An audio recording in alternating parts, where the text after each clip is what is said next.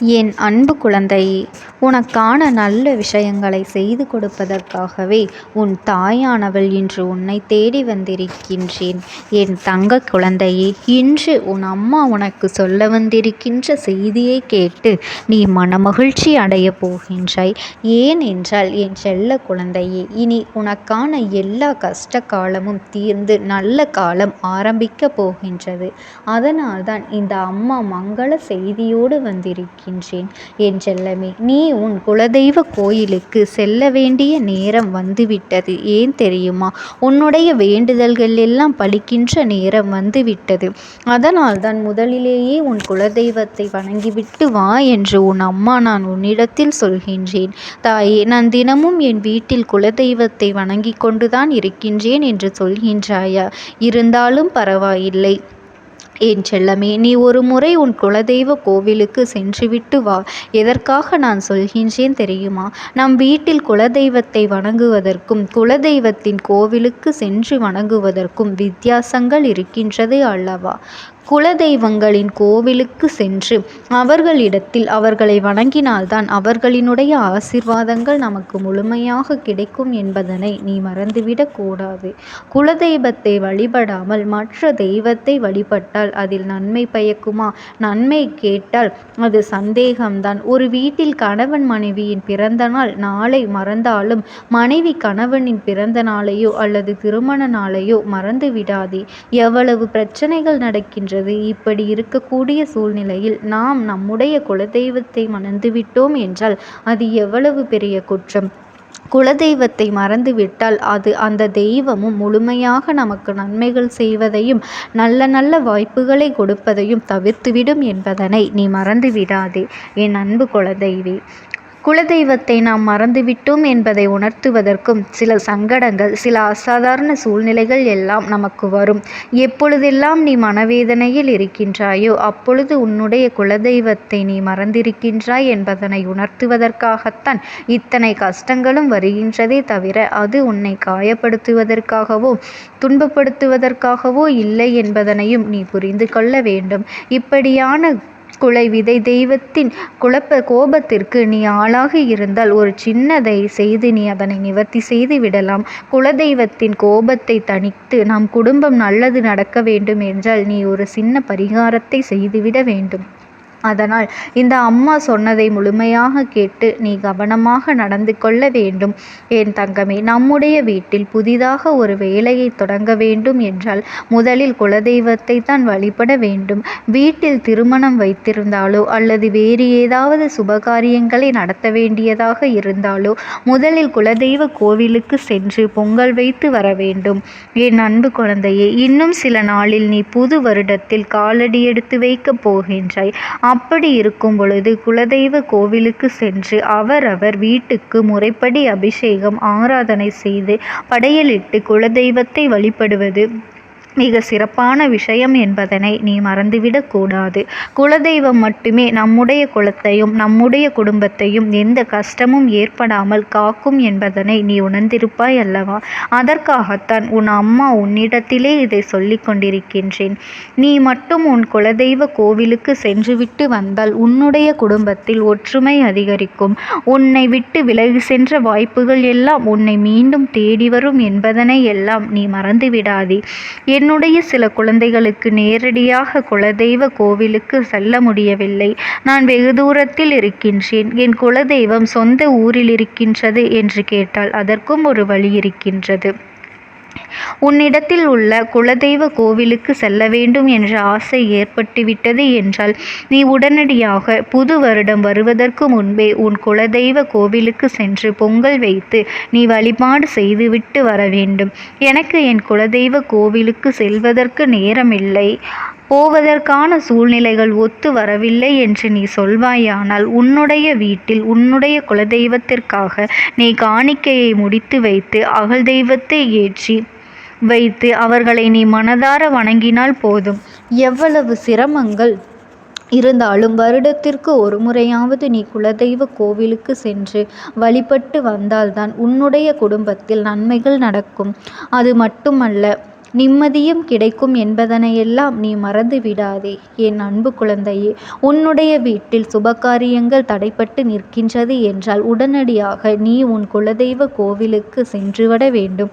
அப்படி நீ செல்லும் பொழுது நீ காணிக்கை முடிச்சினை வைத்திருக்கின்றாய் அல்லவா, அதை குலதெய்வத்தின் உண்டியலிலோ அல்லது காணிக்கையாக வைத்திருக்கின்ற பணத்தோடு மேலும் சிறிது பணத்தை சேர்த்து உன்னுடைய குலதெய்வத்திற்கு பொங்கல் வைத்து அபிஷேகங்கள் செய்து குறைந்தது 4 பேருக்காவது நீ அன்னதானம் இட வேண்டும். இந்த அம்மா சொன்ன விஷயத்தை நீ புத்தாண்டு வருவதற்கு முன்பே செய்து விடுவது உனக்கு நல்ல பலன்களை கொடுக்கும் என்பதனை நீ மறந்து விடாதே. அதற்காக உன் அம்மா மீண்டும் உனக்கு இதனை உன்னிடத்திலே பொறுமையாக சொல்லி கொண்டிருக்கின்றேன். என் செல்லமே, நீ உன்னுடைய லட்சியங்களை எல்லாம் அடைய வேண்டும் என்றால் அதற்கு உன்னுடைய குலதெய்வத்தினுடைய அன்பும் ஆசீர்வாதங்களும் மிகவும் முக்கியம் என்பதனை நீ மறந்துவிடக் கூடாது. நீ நினைத்த விஷயங்கள் எல்லாம் முழுமையாக நடந்து முடிவதற்கு இன்னும் பாக்கியும் கொஞ்சம் தடங்கல்களும் இருக்கின்றது அல்லவா. அதையெல்லாம் நல்லபடியாக நடந்து முடிய வேண்டுமென்றால் இதனை நீ கட்டாயமாக செய்துதான் ஆக வேண்டும். அதை மட்டும் நீ சரியாக செய்துவிட்டால் நீ மகிழ்ச்சியில் துள்ளி குதிக்கும் நேரம் இங்கு வந்துவிடும். என் அன்பு குழந்தையே, நீ என்ன குழப்பத்தில் இருந்தாலும் சரி, அதையெல்லாம் விட்டுவிட்டு உனக்கான துன்பங்களும் உனக்கான கஷ்டங்களும் இன்றோடு விலகத்தான் போகின்றது, இன்றோடு முடியத்தான் போகின்றது என்று நம்பிக்கை கொண்டு உடனடியாக அம்மா சொன்னதை நீ செய்ய வேண்டும். என் செல்லமே, உன்னை நான் எப்பொழுதும் கைவிடப் போவது இல்லை. உன்னுடைய கரங்களை வலிமையாக்குவதற்கும் உன்னுடைய பாதுகாப்பை அதிகமாக்குவதற்கும் உன்னுடைய முன்னேற்றத்தை பல மடங்காக உனக்கு கொடுப்பதற்கும் நல்ல செல்வ பலத்தையும் குடும்ப ஒற்றுமையும் மன நிம்மதியும் கொடுப்பதற்காகத்தான் இந்த அம்மா ஒவ்வொரு நாளும் உன்னிடத்திலே வந்து பேசிக்கொண்டிருக்கின்றேன். என்னை நீ வேறு எங்கு தேடாதே, வேறு எங்கும் தேடாதே. இந்த அம்மா உன்னுடைய பாதைகளிலும் சரி, உன்னுடைய இல்லத்திலும் சரி உனக்கு துணையாக வந்து கொண்டிருக்கின்றேன். இந்த நேரத்தில் உனக்கு எது நடக்க வேண்டும் என்று இருக்கின்றதோ அதனை நல்லபடியாக காட்டுவது இந்த அம்மாவினுடைய கடமை அல்லவா. என் அன்பு பிள்ளையே, உன்னை ஏமாற்றியவர்களுக்கும் அதே போல கெட்ட காலம் தொடங்கிவிடப் போகின்றது. உன்னை இத்தனை நாட்களும் அளவைத்து அவர்கள் சந்தோஷப்பட்டார்கள் அல்லவா என் செல்லமே. இனி நீ சிரிக்க தொடங்க வேண்டிய காலம் வந்து விட்டது. நீ கேட்ட விஷயங்கள் எல்லாம் உனக்கு நல்லபடியாக நடந்து முடியத்தான் போகின்றது. வருகின்ற புத்தாண்டானது உனக்கு பெருமகிழ்ச்சியை தரக்கூடியதாகத்தான் இருக்கப் போகின்றது என் அன்பு குழந்தையே. அதனால் உன்னிடத்தில் நம்ப வைத்து நம்பிக்கை துரோகம் செய்தவர்களை எல்லாம் எண்ணிக்கொண்டு நீ வரிந்து நிற்காதே. அவர்களுக்கு என்ன தண்டனை கிடைக்க வேண்டும் என்று உன்னுடைய மனதில் நீ ஆசைப்பட்டாயோ அந்த தண்டனையானது நிச்சயமாக அவர்கள் அனுபவிக்கத்தான் போகின்றார்கள் என் அன்பு குழந்தையே. முயற்சிகள் செய்யாதவனுக்குத்தான் முதுகெலும்பு கூட வளையாது, முயற்சிகள் செய்பவனுக்கு பாரங்கள் கூட வளைந்து கொடுக்கும் என்பதனை நீ நினைவில் வைத்துக்கொள். அதனால் நீ உன்னுடைய லட்சியத்தை நோக்கி எப்பொழுதும் முயற்சிகள் செய்து கொண்டே இரு. இந்த தாயானவளினுடைய அன்பும் ஆசீர்வாதங்களும் என்றென்றைக்குமே உனக்கு முழுமையாக கிடைத்து கொண்டே இருக்கும். ஓம் சக்தி, ஓம் ஆதிபரா சக்தி. என் அன்பு குழந்தையே, உனக்கான நல்ல விஷயங்களை செய்து கொடுப்பதற்காகவே உன் தாயானவள் இன்று உன்னை தேடி வந்திருக்கின்றேன். இன்று இந்த அம்மா ஒரு பெருமகிழ்ச்சியான செய்தியோடு வந்திருக்கின்றேன். என் பிள்ளையே, உன்னை 2 தெய்வங்கள் சுற்றி சுற்றி வந்து கொண்டிருக்கின்றது. இவர்களை நீ கவனமாக வணங்கி கொண்டிருக்கின்றாயா அல்லது நீ வேறு யாரையாவது வணங்கி கொண்டிருக்கின்றாயா என்று உனக்கான ஒரு சிந்தனையை கொடுப்பதற்காக இந்த அம்மா நான் வந்திருக்கின்றேன். அதாவது நம்மை சுற்றி வந்து நமக்கு நல்லது செய்கின்ற தெய்வங்களை நீ வணங்குகின்றாய் என்றால் உன்னுடைய வேண்டுதல்கள் எல்லாம் நிச்சயமாக நிறைவேறிவிடும். இல்லாது போனால் நீ வணங்குவது ஒருவரையும் உனக்கு நல்லது செய்ய உன்னை தேடி வருவது இன்னொருவராகவும் இருக்கும் பட்சத்தில் உன்னுடைய வேண்டுதல்கள் எல்லாம் தாமதமாவது சாத்தியம்தானே. அதனால் என் குழந்தையே, இன்று உன் அம்மா என்னிடத்தில் இருந்து இந்த செய்தி என்னவென்று நீ தெரிந்து கொண்டு உனக்கு வாழ்க்கையில் நல்லது நினைப்பது யார், உன்னை சுற்றி சுற்றி வந்து கொண்டிருக்கின்ற இந்த 2 தெய்வங்கள் யார் என்பதனை நீ தெரிந்து கொள்ள வேண்டும். என் பிள்ளைக்கு வாழ்க்கையில் பல பல கஷ்டங்கள் வந்த பொழுதெல்லாம் நீ வணங்கிய தெய்வம்தான் உன்னை காப்பாற்றியது என்று நினைத்து கொண்டு இருக்கின்றாய். ஆனால் உண்மை அது கிடையாது. இந்த 2 தெய்வங்களும் உன்னை சுற்றி வருகின்றவர்கள்தான் இதை செய்கின்றார்கள் என்பதனை நீ முதலில் புரிந்து கொள்ள வேண்டும். உண்மையில் இவர்களை நீ வணங்குவதும் அவர்களின் பெயரை சொல்லும் பொழுது உன் மனதிற்கு தோன்றிவிட்டது என்றால் நிச்சயமாக உன் வாழ்க்கையில் ஒரு மிகப்பெரிய நல்ல விஷயம் நடக்கும். இல்லை, நான் சொல்வதும் நீ சொல்வதும் வேறுபாடாக இருக்குமானால் என் குழந்தை, இனியாவது அதை திருத்திக் கொண்டு உன்னை சுற்றி வருகின்ற இந்த தெய்வங்களையும் நீ வணங்க மறந்து விடாதே. ஒரு பொழுதும் இவர்களை நீ விட்டுவிடக்கூடாது. தெய்வம் நம்மை தேடி வருகின்றது என்பது சாதாரணமான காரியமா? தெய்வம் உன்னை தேடி வந்து உனக்கான நல்ல விஷயங்களை கொடுக்கின்றது என்றால் நிச்சயமாக அதனை நீ சரியாக பெற்றுக்கொள்ள வேண்டும். சரியான வாழ்க்கை உனக்கு கிடைத்திருப்பதை எக்காரணம் கொண்டும் நீ விட்டுவிடக்கூடாது.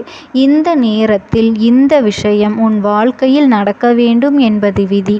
அது இந்த அம்மா என் மூலமாக நீ தெரிந்து கொள்ள வேண்டும் என்பதும் விதியாகும். அதை ஒரு பொழுதும் நீ இல்லை என்றோ வேண்டாம் என்றோ சொல்லிவிட முடியாது அல்லவா? நமக்கான நல்ல விஷயங்கள் எல்லாம் நடக்கப் போகின்ற இந்த தருணத்தில் என் குழந்தை, நீ விட்டுவிடாதே. அம்மா சொல்கின்ற வார்த்தைகளில் இருக்கின்ற உண்மைகள் எல்லாம் என்னவென்று நீ நிச்சயமாக இன்று புரிந்து கொள்ள வேண்டும். யாருமே நமக்கு நல்லது நினைக்கவில்லை. யாருமே நமக்கு எந்த நன்மைகளையும் செய்யவில்லை என்று சொல்லி வருத்தப்பட்டு கொண்டிருக்காதே.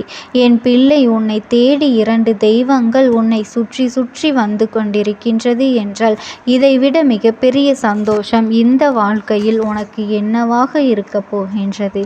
இதுவே உனக்கான நிறைவையும் இதுவே உனக்கான உச்சபட்ச மகிழ்ச்சியையும் கொடுக்கக்கூடிய நிகழ்வாக உன் வாழ்க்கையில் இருக்கும். இந்த 2 தெய்வங்களையும் நான் உனக்கு அடையாளம் காட்டித் தருகின்றேன்.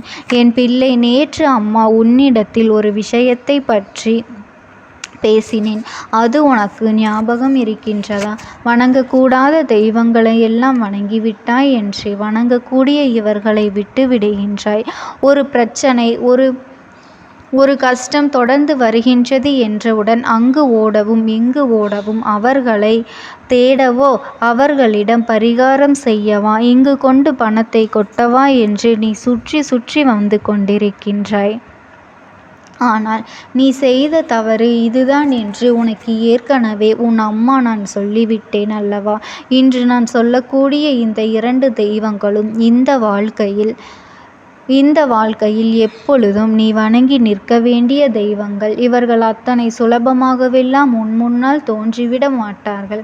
ஆனால் உனக்கான நன்மைகள் அத்தனையும் இவர்களிடத்தில் இருந்துதான் கிடைத்து கொண்டு இருக்கின்றது. இந்த வாழ்க்கையில் நீ பெற நினைக்கின்ற எல்லா உண்மைகளையும் இவர்களிடத்தில் இருந்துதான் நீ பெற்றுக்கொண்டு இருக்கின்றாய் என்பதனை நீ மறந்து விடாதே.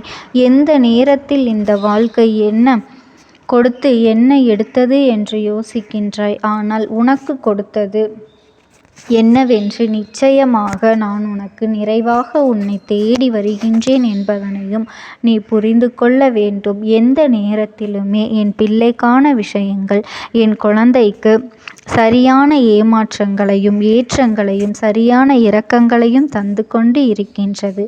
நீ என்றாவது நினைத்திருக்கின்றாயா நம் வாழ்க்கை நல்லபடியாக இருக்கின்றது என்று? ஒரு நாளும் சிந்தித்தது கிடையாது. ஒவ்வொரு நாளும் சுற்றி வருகின்ற துன்பங்களையும் கஷ்டங்களையும் பற்றி மட்டும்தான் நீ அதிகமாக சிந்தித்திருக்கின்றாயே தவிர உன்னை தேடி வந்த நல்ல விஷயங்களை நீ ஒரு பொழுதும் ஏற்றுக்கொள்ளவில்லை. இந்த விஷயத்தையும் அப்படித்தான் விட்டுவிடுவாயோ என்று உன் அம்மா நான் யோசிக்கின்றேன். ஏனென்றால் அம்மா சொல்கின்ற இந்த வார்த்தைகளில் இருக்கின்ற உண்மைகள் உனக்கு புரியும் என்றால் என்றோ நீ இந்த வாழ்க்கையில் உனக்கான சந்தோஷத்தை அடைந்திருப்பாய். ஆனால் ஒரு சில விஷயங்கள் உனக்கு ஏற்படுத்துகின்ற கஷ்டங்கள், ஒரு சில விஷயங்கள் உனக்குள் ஏற்படுத்துகின்ற மாற்றங்கள் என்று இவை எல்லாவற்றையும் கண்டு நீ விழிபிதுங்கி நின்று கொண்டிருக்கின்றாய். அதுதான் மிச்சம் அல்லவா? இனிமேலாவது இதையெல்லாம் உணர்ந்து உன்னுடைய ஒட்டுமொத்த சந்தோஷங்களையும் நீ மீட்டெடுக்க உன்னை நீ தயார்படுத்திக் கொள். என்றுமே நான் இருந்து இந்த வாழ்க்கையில் உனக்கான மகிழ்ச்சியை உன்னிடத்தில் தருகின்றேன் என்று நான் கொடுத்த வாக்குறுதியை காப்பாற்றத்தான் இந்த செய்தியை உனக்கு கொண்டு வந்திருக்கின்றேன். அம்மா, இந்த தெய்வங்கள் யார் என்று சொல். எனக்கு பொறுமை இல்லை என்று சொல்கின்றாயோ? இதோ உனக்காக சொல்கின்றேன் என் குழந்தையே. முதலாவது தெய்வம் உன்னுடைய குலதெய்வம். அதாவது உன்னுடைய குலதெய்வம் யாராக இருந்தாலுமே சரி, ஒருவேளை என் பிள்ளை உனக்கு குலதெய்வம் அந்த கருப்பண்ணன் நானாக இருக்கும் பொழுது அது நான் தான், இல்லை என்னுடைய குலதெய்வம் பெண் தெய்வம் அவர்கள் இவர்கள் என்று சொல்கின்றவர்களுக்கு அவர்களின் குலதெய்வம் அவர்களை சுற்றி சுற்றி வந்து கொண்டிருக்கின்றது என்பது உண்மை. இரண்டாவதாக, உன்னை சுற்றி நன்மையை கொடுத்து கொண்டிருப்பது தெய்வமானது அந்த திருச்செந்தூர் முருகன். அந்த அப்பன் எப்பொழுதும் உன்னை சந்தோஷப்படுத்தவே இருக்கின்றார். திருச்செந்தூர் முருகன் நம்மை சுற்றி வருகின்றான் என்று சொல்கின்றார் என்று யோசிக்கின்றாயே? நிச்சயமாக அதற்கு ஒரு காரணம் இருக்கின்றது. பல காலமாகவே அவர்களிடத்தில் ஒரு வேண்டுதலை வைத்து நீ காத்து கொண்டு இருக்கின்றாய் அல்லவா? அதுபோல அந்த வாராகி அம்மனும் உனக்கு துணையாக வந்து கொண்டிருக்கின்றது. அவர்கள் உனக்கு துணையாக நிற்கின்றார்கள். உன்னை சுற்றி வந்து கொண்டு இருக்கின்றார்கள். உன்னை சுற்றியெல்லாம் வரவில்லை. ஆனாலும் உன் குலதெய்வமும் இந்த முருகப்பெருமானும் உன்னுடைய வாழ்க்கையில் ஒரு விஷயத்தை உடனடியாக நடத்திவிட வேண்டும் என்று தயாராக இருக்கின்றார்கள். அவர்களினுடைய வாழ்க்கையே உன்னுடைய வாழ்க்கையை சந்தோஷமாக மாற்ற வேண்டும் என்பது மட்டும்தான் அவர்களினுடைய குறிக்கோளாக இருக்கின்றது. என் அன்பு குழந்தையே, நீ எதை நினைத்தும் கவலைப்பட்டு கொண்டிருக்காதே. இந்த தாயானவளினுடைய அன்பும் ஆசீர்வாதங்களும் உனக்கு என்றென்றைக்குமே முழுமையாக கிடைத்து கொண்டே இருக்கும். ஓம் சக்தி. ஓம் ஆதிபரா சக்தி.